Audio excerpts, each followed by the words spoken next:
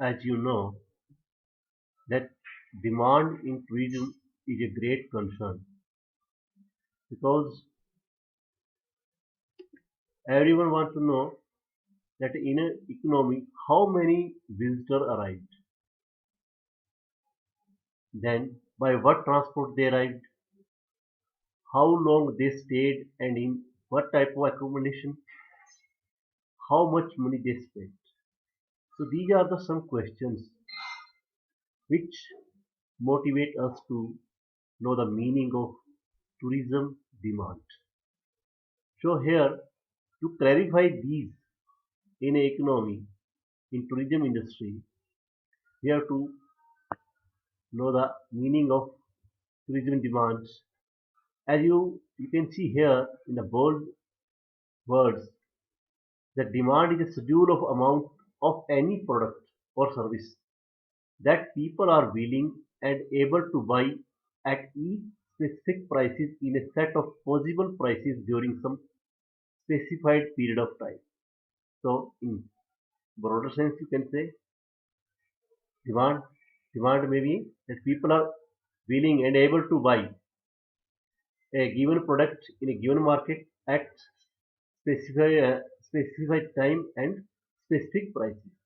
That is demand.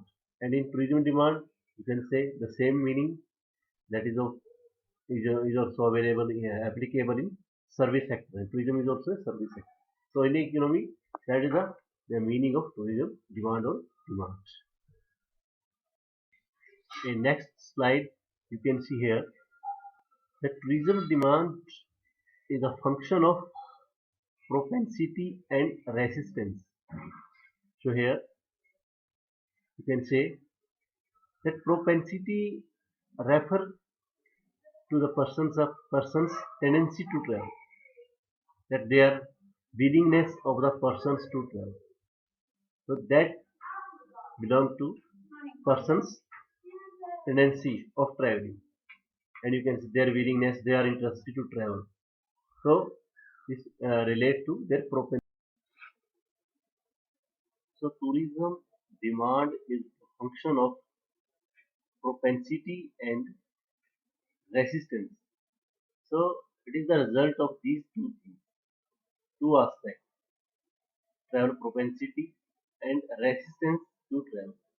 Here, propensity means person's tendency to travel. Either you can say their willingness of travel. That a person will travel, his willingness. So his tendency of traveling, that he will travel, and his willingness depends on what? Depends on his psychographic profile, or what kind of motivation push him towards travel. Other aspects are socio-economic status of his.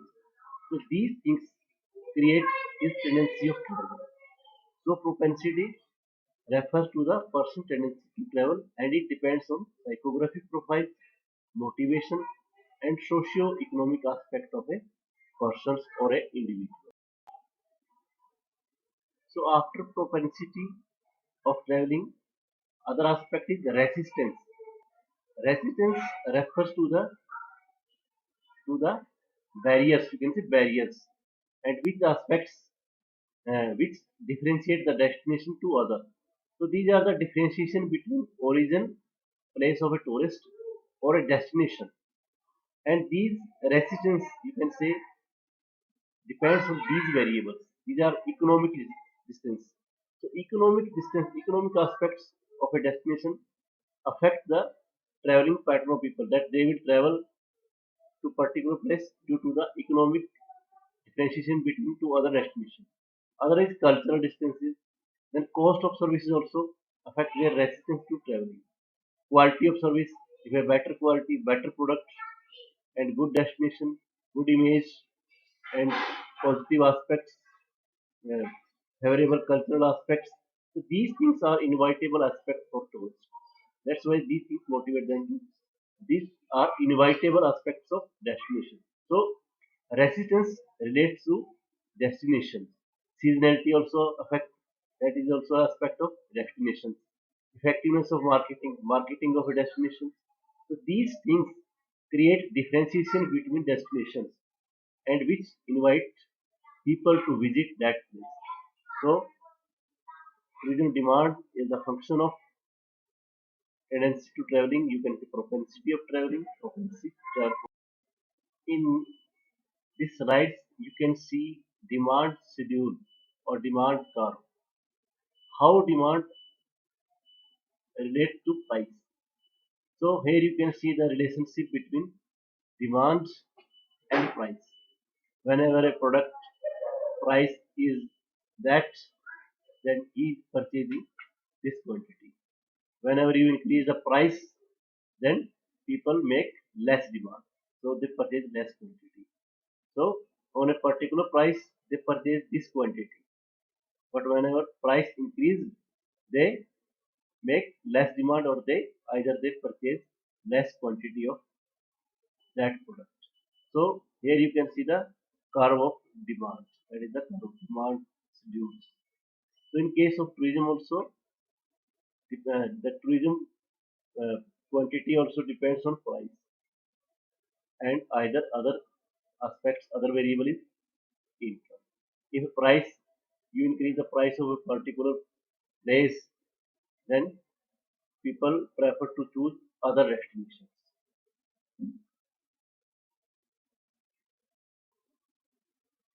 So next one is elasticity of tourism demand. So the gentleman Alfred Marshall offered this concept of elasticity of products, that a percentage change in the quantity to a certain percentage of change in price or income of the buyer. So if a change comes in price, you increase the price, then people demand also make down. People also purchase less product earlier. If you decrease the price, people purchase more, so they purchase more. In case of income also. So this is the change, percentage changes in the quantity that purchase the people will purchase that quantity. That percentage change. That percentage change comes due to the change in price or income. So that change is known as elasticity of product. So here you can same apply this concept in tourism also, that with the changes in prices and with the changes of income, that uh, tourism product demand also change in the same pattern. So here you can check the elasticity of tourism demands. Price elasticity of demand, here you can see that we are considering the price of tourism. We have to at least contemplate two prices as expensive expense of transport or price of staying at the destination. That means price of accommodation or price of transportation. So elasticity of demand in tourism, you can say percentage change in quantity demanded into percentage changes in prices. So here you can say that price elasticity of demand in case of tourism is influenced by tourist place of residence or origination, tourist destination, purpose of travel. So tourist demand can be elastic or inelastic. So tourism demand is elastic, that changes with the prices and also changes with the income. So if a person's income increase, so he will make demand of tourism. He will travel. So that is elastic. That shows the elasticity of tourism demand. In case of price also, if there is there if you increase the prices of any travel product, so you can find that people are purchasing less than earlier. They will purchase other products. So elastic and inelastic. So tourism demand, so tourism demand is elastic demand. Here you can see. So here in next slide you can see the income elasticity of tourism demand. In earlier slide you note down the price elasticity of tourism demand. Here you can say that changes in tourism demand with the changes in income of a person. So if you can note down that there is increased in income that leads to increased tourism. Simple reason is having high income means higher spending. So people have higher income, that means they will spend higher and make demand. Whenever we talk about types of tourism demand, so tourism demand can be categorized as first one actual demand, second suppressed demand, third one no demand. So no demand in tourism, we can say there is a concept of no demand, but in other products there is no concept of no demand. In general economy, there is a demand will remain forever, but in tourism there are many people who will not travel. So here first one is actual demand. Actual demand means the demand of people who actually travel or experience tourism, who will actually travel. And second one is suppressed demand.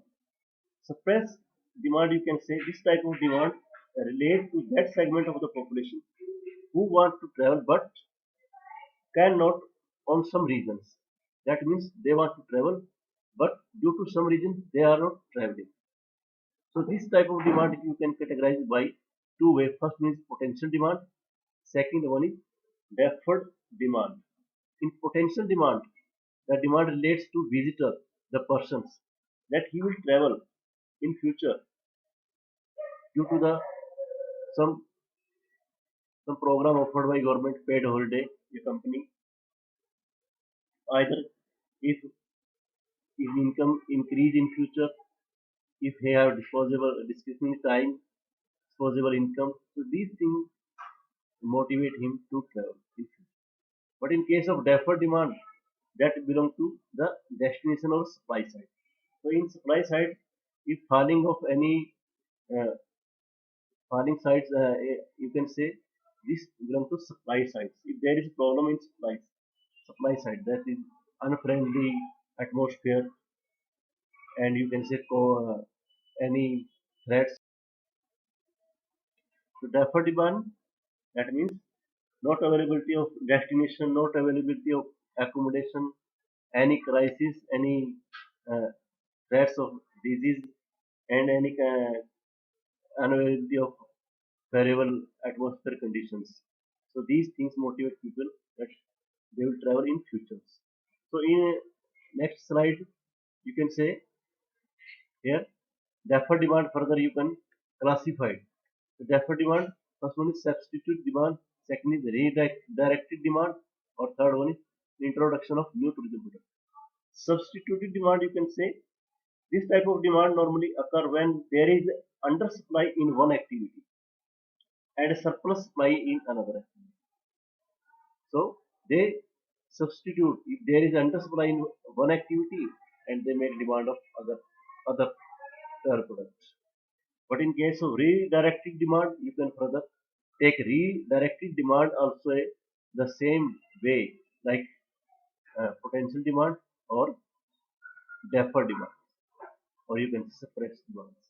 If in case of introduction of new tourism product, people make the demand of these new travel destinations. If any country offer new project, they start new theme park. So these things, so demand arises due to the new project, new product. These are some types of tourism demand. First one is actual, then suppressed, then third no demand, further a deferred demand, uh, divided by categorized in three parts: substituted demand, redirected or introduction of new demand, and suppress these deferred or potential demand. So here, thank you. In this slide, you can see determinants of tourism demands. So which factors affect tourism demand, or you can say which factor determine the tourism demand. First of all, first point says individual factors. These factors belong to personality. So person's nature, they are educated or awareness. That means they will travel more. They will make more. They will make travel demand. They will travel. And in case of illiterate or less educated, they have tendency to less tendency to travel against to highly educated person.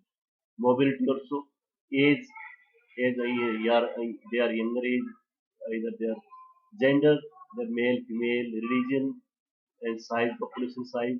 So income of employment is their income sources, their employees.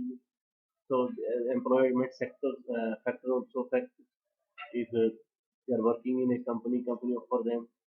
So disposable incomes, they have saving, extra savings, household income, taste also, taste.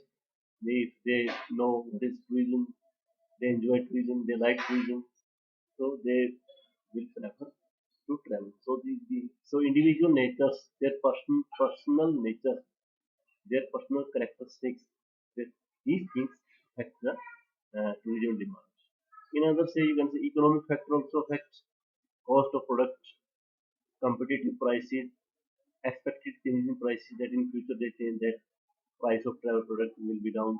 So in future they will. So these things are also competitive price. They find that there is competitive prices. So these things affect their uh, tourism demand. Other factors which determine third one is geographic factor, seasonality of destination, accessibility, destination is accessible, the locations, the well built area, natural setup, a distance from the originate place, attraction availability, which kind of attraction have destination, that attraction have urban or rural population, rural people travel urban area, urban travel in a natural setting. So the geographical aspects also affect tourism demand. Another one is that destination factors.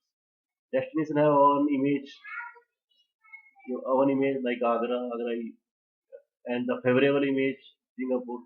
So there are which destinations have not good image, people make less demand of these destinations. Promotion adopted by travel companies, they promote their products via online, via other way of channels, travel channels. So these things also affect tourism demand. Channel of impact, technology also today in the everyone share their snaps, photos via mass media technology. These things motivate people to travel.